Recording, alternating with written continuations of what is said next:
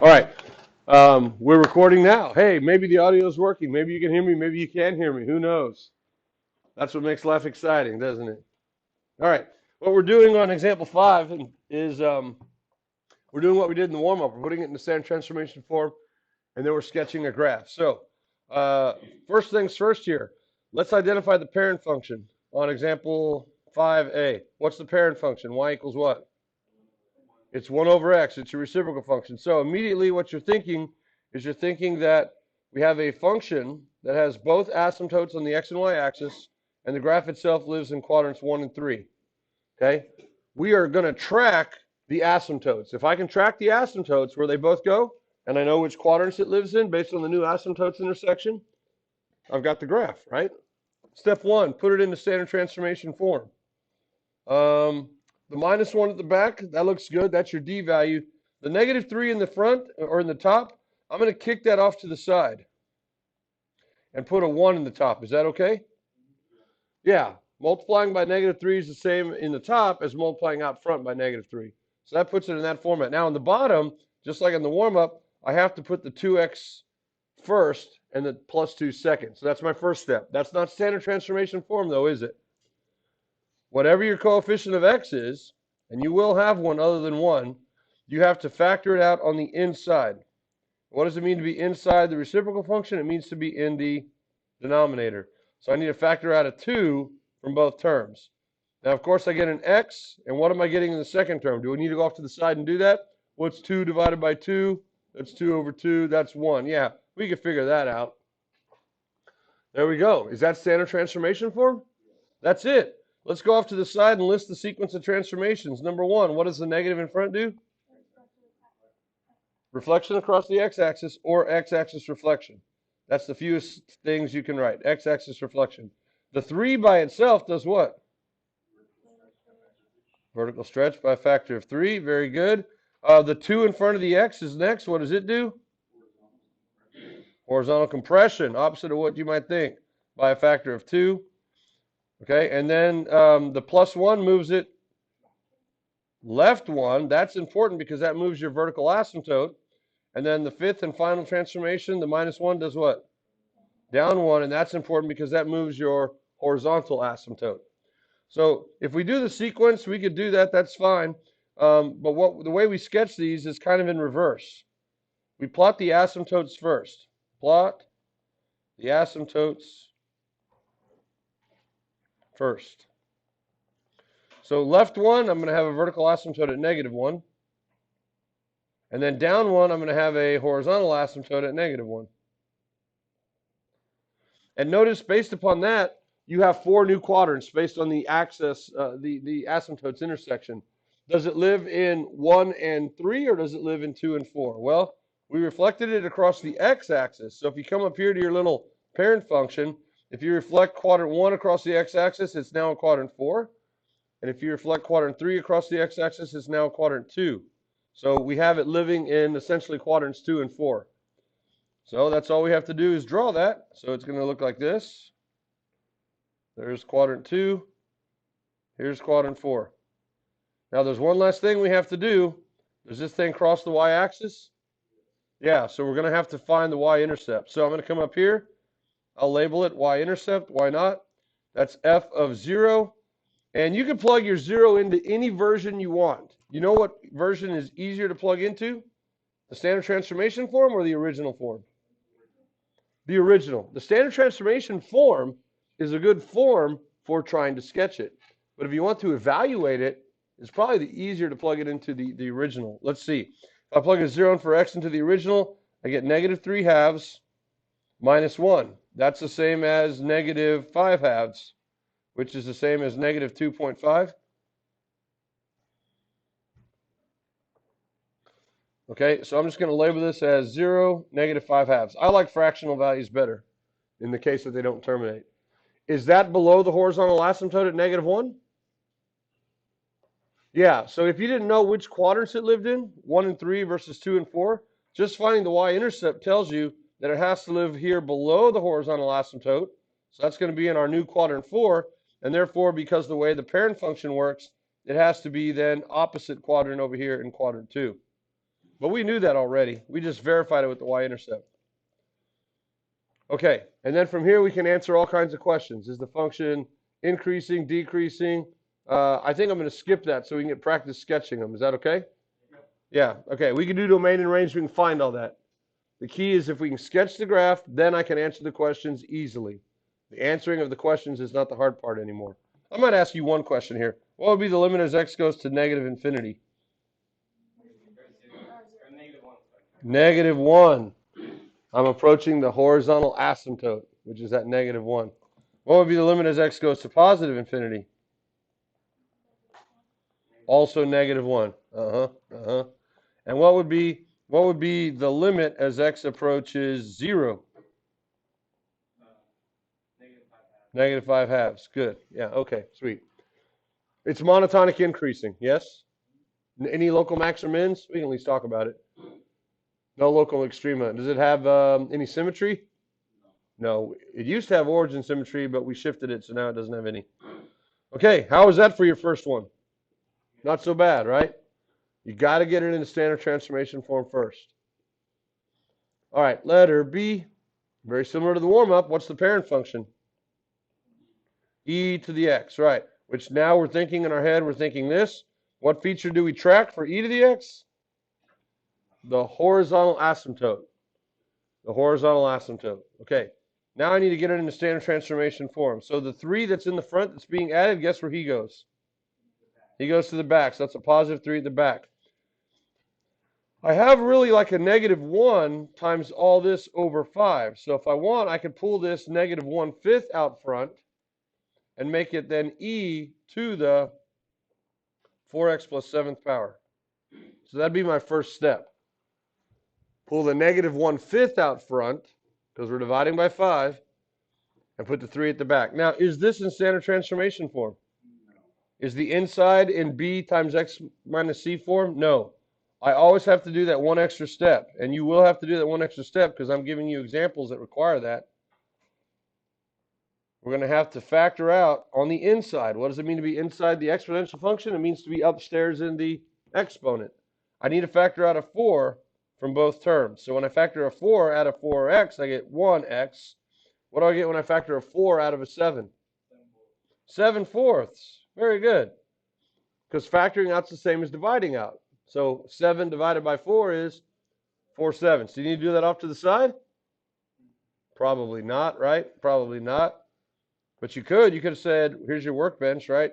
7 divided by 4, that's 7 divided by 4. Oh, and that doesn't simplify, so that's just 7/4. Oh, and by the way, if I quickly mentally redistribute to check, what's 4 times 7/4? 28/4, which is 7. Or you can just say the 4's divide out, and I'm left with 7, right? Yeah, so it works. I got it.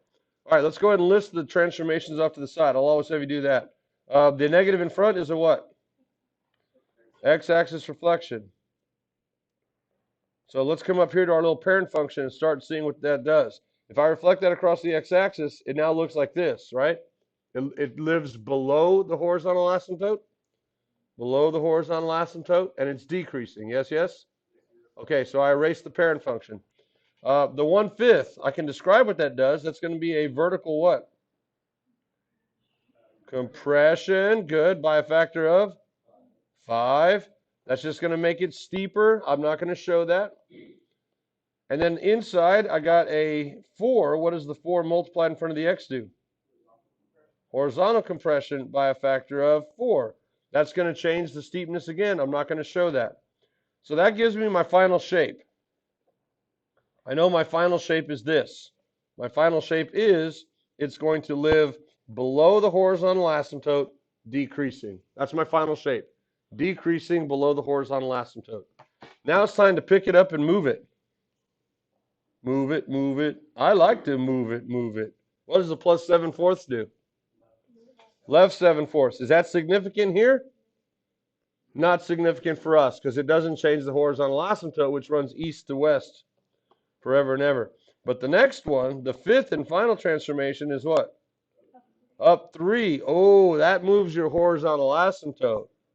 That's the one that we like. So to sketch the graph, I'm going to go ahead and draw my x and y axis. What do we sketch first? Yeah, asymptotes first. So we kind of do it in reversed order. So I'm going to come up here to 3, just mark that as 3, put your horizontal asymptote, and now I know the final shape is decreasing below. Now here's where you got to be careful. When you decrease below, you can look like this, but based upon a horizontal shift, if I move it left enough, notice it could cross the y-axis at the origin, or if I keep moving it left, it could cross the negative land.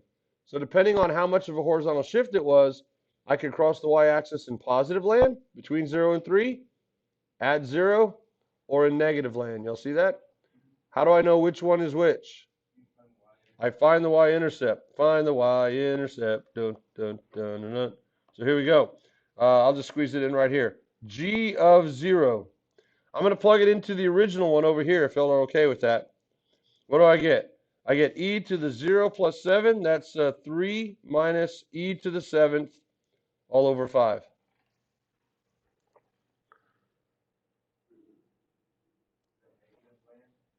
How do we know that's negative land? I don't have a calculator in front of me. E is approximately what integer? It's about 3, right? That's what I'm looking for. E is 2.7. It's 2.7, which is about 3, right? Is 3 to the 7th a big number or a small number?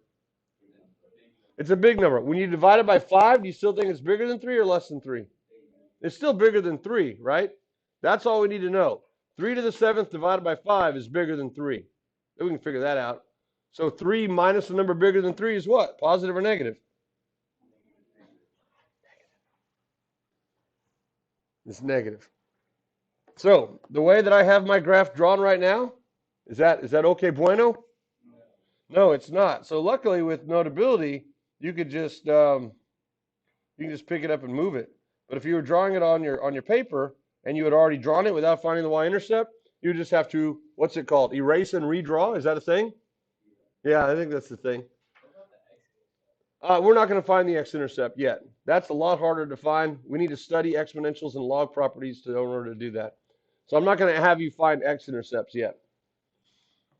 Just y-intercepts. So if you find the y-intercept first, you can give yourself a negative y-intercept, and then you know the shape. Oh, it's decreasing below the horizontal asymptote. It looks like that. Okay, just a couple of quick questions here. What's the limit as x goes to negative infinity? 3. What's the limit as x goes to infinity? Negative infinity. Good. And what's the limit as x goes to 0 from the left? Just from the left.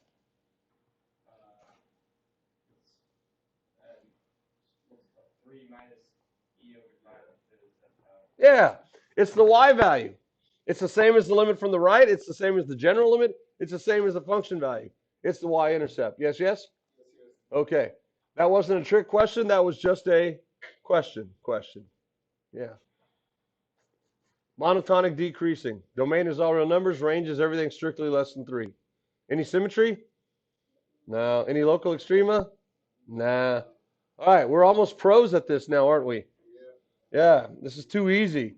The hardest part is putting it into standard transformation form. All right. U of x. What the? U of x. This function's name is u? This is u? You are this. Let's put it in the standard transformation form. U of x. The pi in the front goes where? To the back. Hey, there's already a number in the back. Is that okay? Sure, that's okay. That's okay. So I'm going to have plus e plus pi.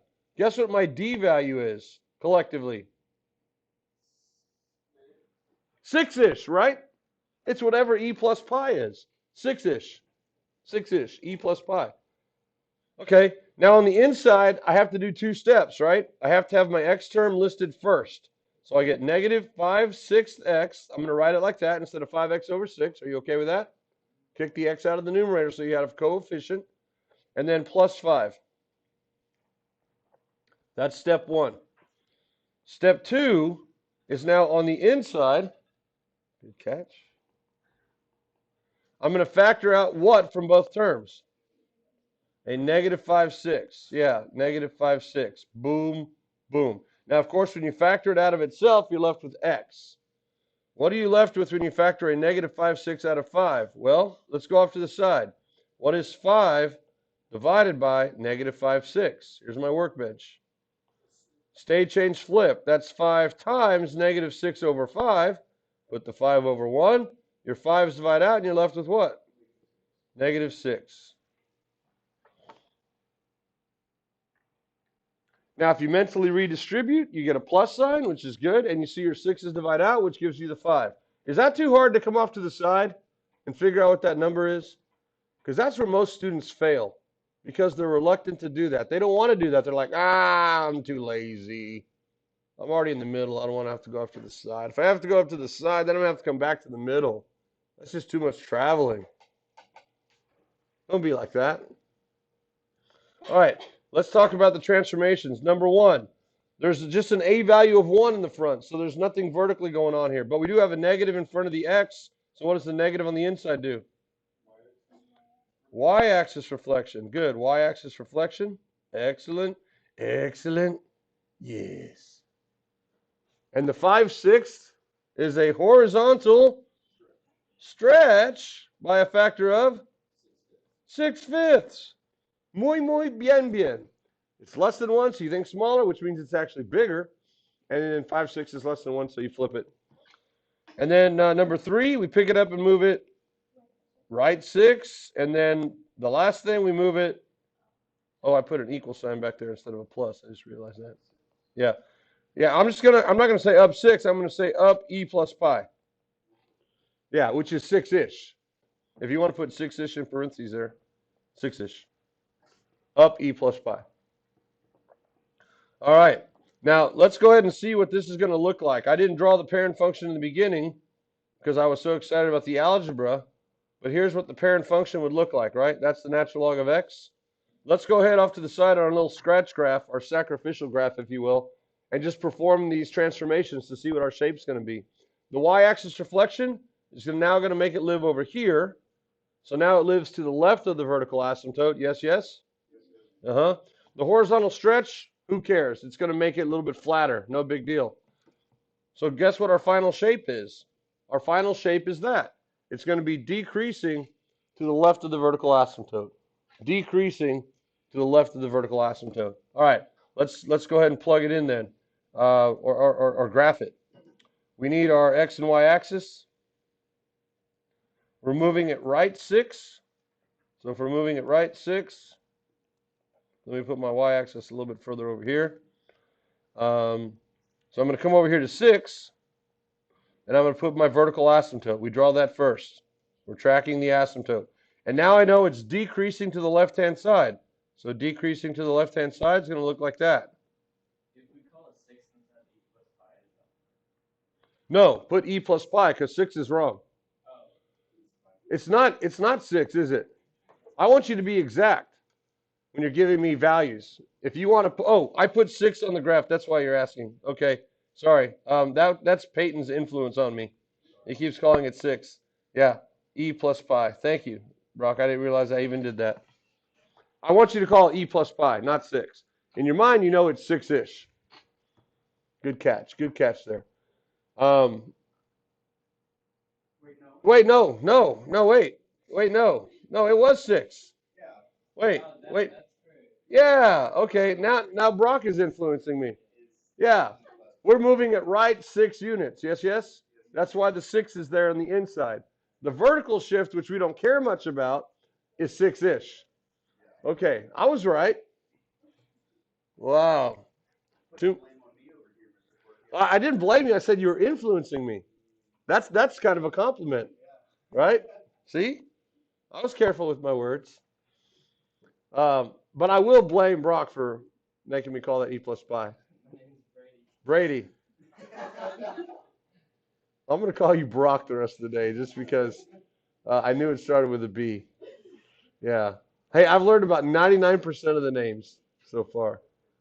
Your name is Brady. Brady, who do you ride to school with? In a white truck, 4-wheel drive? Oh, yeah. Florida, F-150? Who's that? Roman. I call him Rock. Yeah, Rock and Brock. No, I saw y'all pulling up over there. Yeah. And you know, when you pulled up, I said, there's Brock.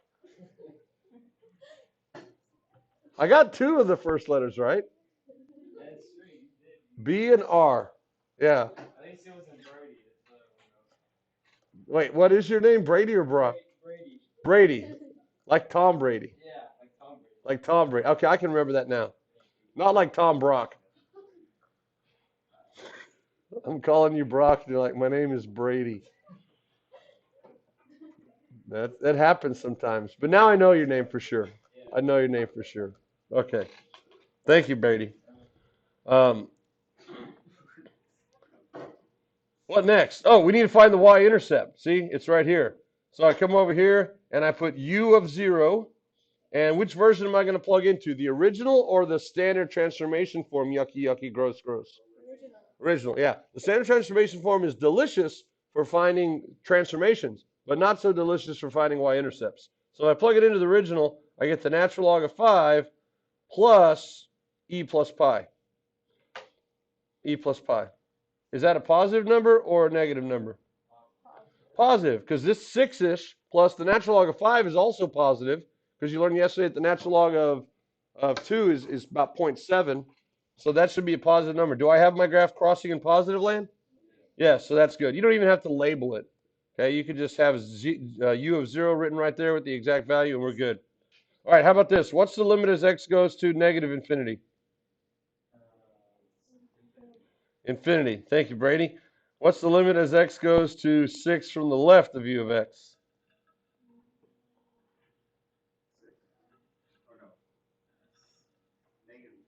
Negative infinity. There's a vertical asymptote there. We're going down, down, down, down, down. And what will be the limit as x approaches 0 from the right-hand side of 0? I'm sorry, of right-hand side of 0? Yeah.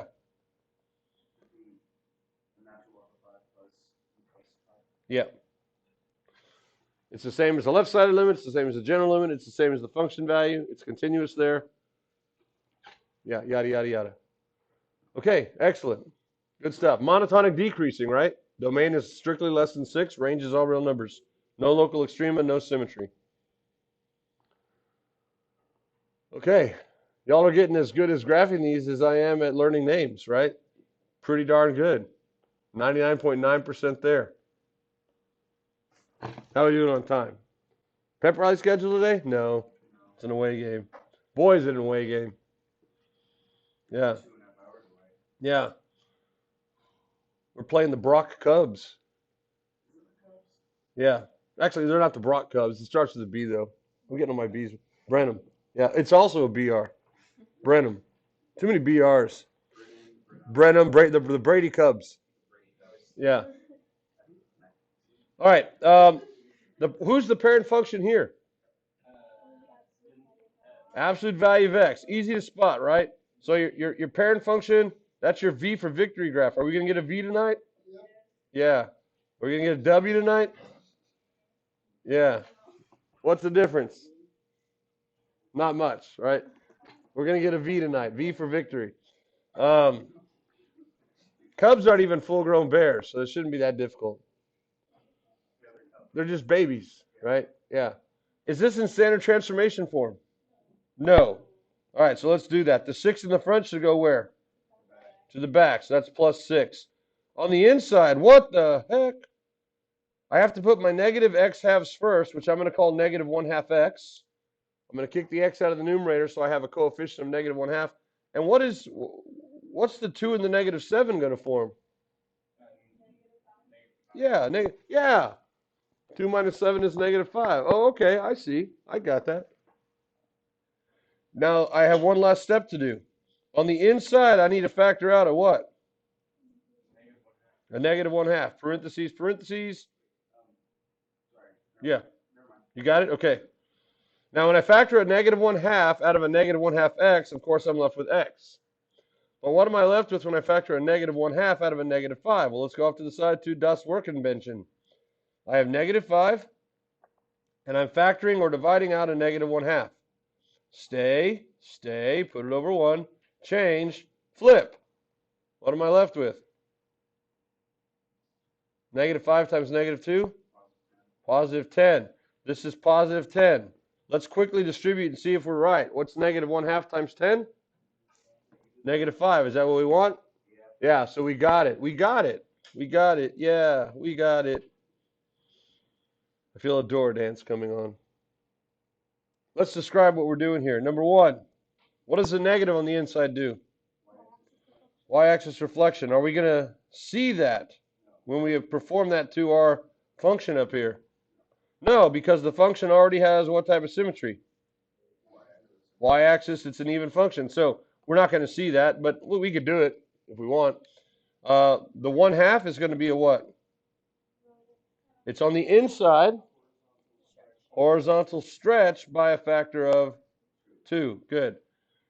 All right, and then that's just going to make it a little bit wider. So that just changes the steepness. So that's our final shape.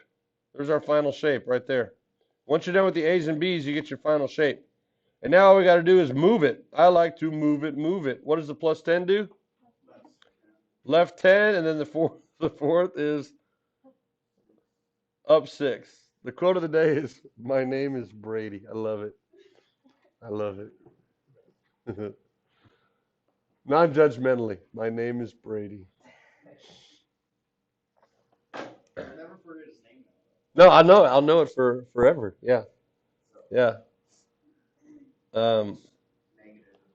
Let's go ahead and sketch this dude. What point are we tracking on our parent function? We're tracking the origin, which is the vertex. Where's the new vertex? We moved it left 10 and up 6. So here's negative 10. Here's 6. There's the vertex. And it opens up or down? It opens up. We didn't reflect it across the x-axis. We reflected it across the y-axis, which didn't show a change.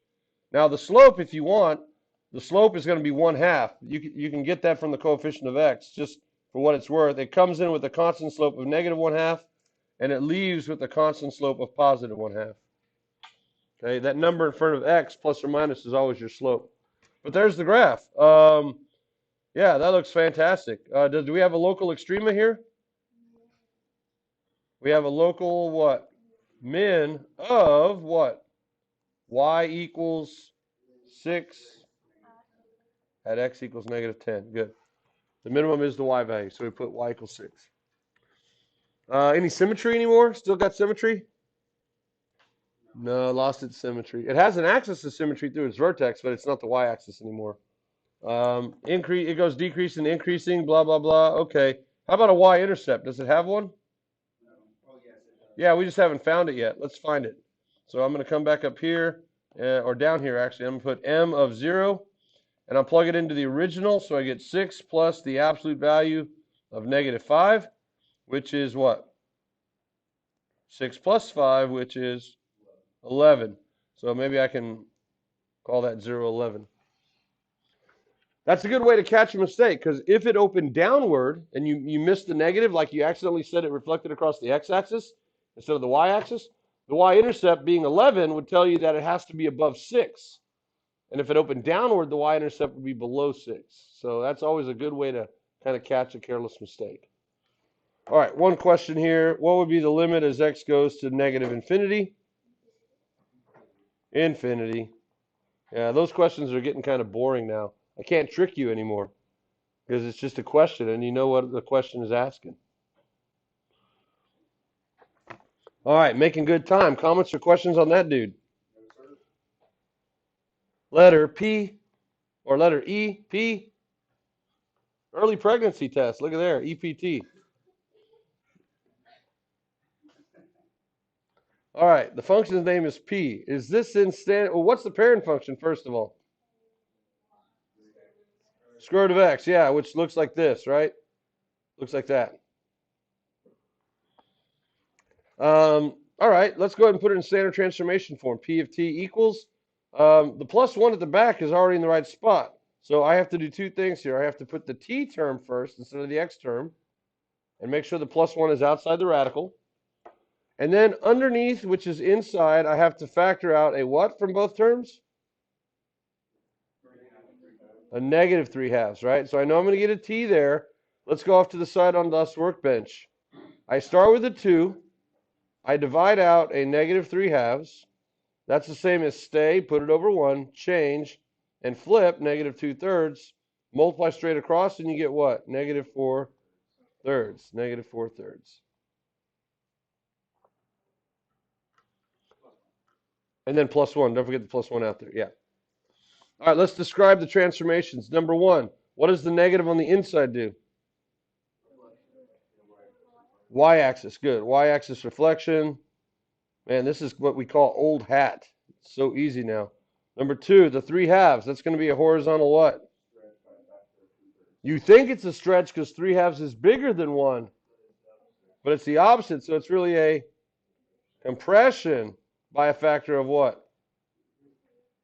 Do we say by a factor of 2/3? Yucky, gross. No. By a factor of 3/2. Yeah. If when we say by a factor of, we're just trying to make sure it's bigger than 1. What do you mean it is? 3/2 is 1.5, right? 3/2 is 1. So is it 1.5 times wider? Oh, what's in the parentheses is opposite? It would be flipped because on like the last problem. No, it's opposite when it's horizontal compression. Yeah, anytime it's inside, it's the opposite of what it appears. So if you see 3/2, which is 1.5, you might be thinking, oh, 1.5 times bigger, because 1.5 is bigger than 1. But it's not. It's 1.5 times smaller. 1.5 times smaller. And we don't flip 3/2 to call it 2/3 because we want by a factor of to always be bigger than 1. It's a vector. We're describing how it goes. The compression means smaller. It's 1.5 times smaller. Okay? Does that make sense? I know it's a lot to keep track of, but y'all can do it. The only reason that I say that is because like I'm trying to find a problem that Why did we flip the whole fraction though on the other one? It was a vertical compression and we kind of ended up like you gotta. Over here it was negative 5/6. 5/6 is less than 1, right? There's two things going on. 5/6 is less than 1. So less than 1, you might be saying, oh, less than 1, that's smaller. But no, it's not smaller. It's actually what? Bigger. We're stretching it. Now, we're stretching it by what factor? You don't say stretching by a factor of 5/6 because that actually means making it smaller. That's a double negative. We're stretching it by a factor of 6/5. It's 1.1 times wider. That's what 6/5 is as a decimal. 1.1 or 1.2, sorry. 1.2 times wider. It's 1.2 times wider. We don't flip it for the BS. We flip it. That's right. Okay, good. Ironing out the details here. By a factor of better be greater than 1. Okay, every time. All right, that takes care of the shape. That's our final shape. Let's see what that does. If I reflect it across the y-axis, that takes that graph and turns it into stupid me. Like that. And then I go ahead and compress it and just makes it steeper. But that's my final shape. That's my final shape. And remember, we're tracking the origin. So if I know where the origin goes, I can just draw it up and to the left from there. All right. What's the third thing? Oh, I did it again. Oh. You know what? I'm not going to do it again. Call Brady Brock. Unless I do it just for a funny haha. Because that would be funny haha. Right, Brock? I mean Brady. Haha. See, I'm learning names. I'm getting that last 0.1% of the names memorized today. Do you look like a Brock? Has anyone ever called you Brock? I think it's the mullet. I think the mullet kind of makes you look like a Brock. I've been called Brody. Brody. Oh, that's another one. Brody. Yeah, it's the haircut, I think.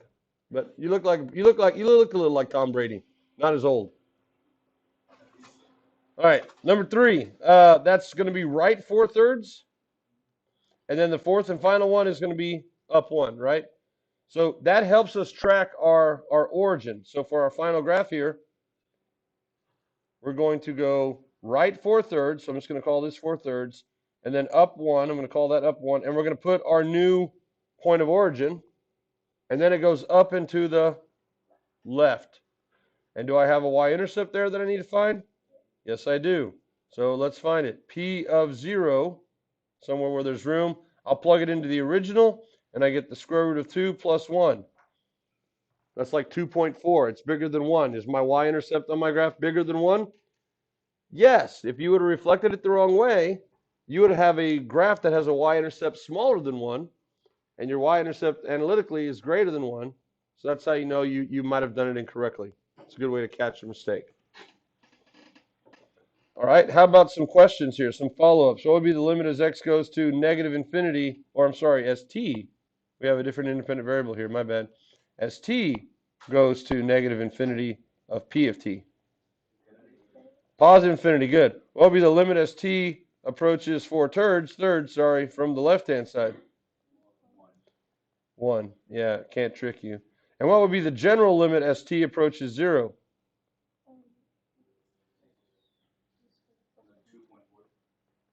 2.4-ish, right? Square root of 2 plus 1. Yeah. Get it, get it, get it, get it. Got it, got it, got it, got it. Good. And let it roll. Bang, bang, choo-choo chain. Come on, pre-cal, do your thing. Get it, get it, get it, get it. Got it, got it, got it, got it. Good. And let it roll. That used to be a cheer when I was a student here back in the day. But it was, instead of pre-cal, they would say unicorns. Bang, bang, choo-choo chain. Come on, unicorns, do your thing. And the student body would go, get it, get it, get it, get it. Got it, got it, got it. Good. And let it roll. And then you do like a little hula hoop with your hips at that part. We did that during the pep rally. And it got us all fired up for football games. I was hoping that would get you all fired up for example F. Holy moly, smokers. Look at example F. Do you recognize that as a parent function equation transformation? Not really, but it is a ratio. And we do have a parent function that's a ratio. Which one is it? Y equals 1 over x, which looks like this. And we track, of course, this, and we track that. Well, guess what? This is a transformation of that parent function, but it is written in a different format, okay? There is a little bit of work that we have to do on the front end here to get it to look like what we want it to look like, okay? And here's what I'm going to have you do.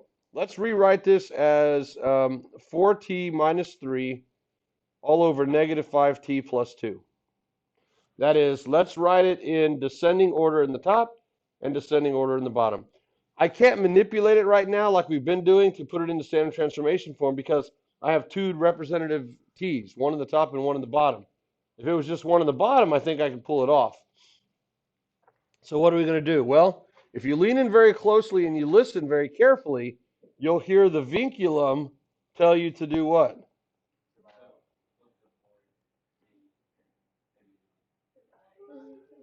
It's whispering, divide me. Divide me. Okay, we'll divide you. Let's do 4t minus 3 divided by negative 5t plus 2. Have you ever done long division of polynomials? Yeah. Once before. Well, guess what? We get to see it twice now. Yay. I'm going to do long division here. What goes in the first step up here? Well, off to the side on my workbench. What is, bless you, what is 4t divided by negative 5t? The t's divide out, and I get what? Negative 4/5, right? So I'm going to put a negative 4/5 up there. All you got to do is look at the leading term. What is this into that? That is the same thing as what is 4t divided by negative 5t. That's negative 4/5. You put it right up above that first term. Now what you do is you distribute from up top. You distribute from up top. What is negative 4/5 times negative 5t? 4t. You should get the same thing there, right? If you did your division right, you should get the exact same thing. And now what is negative 4/5 times 2? Negative 4 times 2 is 8 over 5. Let's do that. Negative 4/5 times 2 over 1. You multiply straight across, negative 8/5. Now we got plenty of room on our workbench to do simple math, okay? Let's go over there and do it. Now remember we subtract. So if I'm going to subtract, I'm going to change both signs. The 4t's cancel out, and I'm left with negative 3 plus 8/5. What's negative 3 plus 8/5? Off to the side. I need a common denominator, so I multiply by 5 over 5. So that's negative 15 plus 8 over 5, which is negative 7/5. Okay, that's negative 7/5. Sweet. Now that's your remainder. That's your remainder. So here's what we could say. Just like when we were doing a division of numbers, that quotient is equal to, or that division is equal to the quotient, which is negative 4/5, plus the remainder, negative 7/5, all over the original divisor, negative 5t plus 2.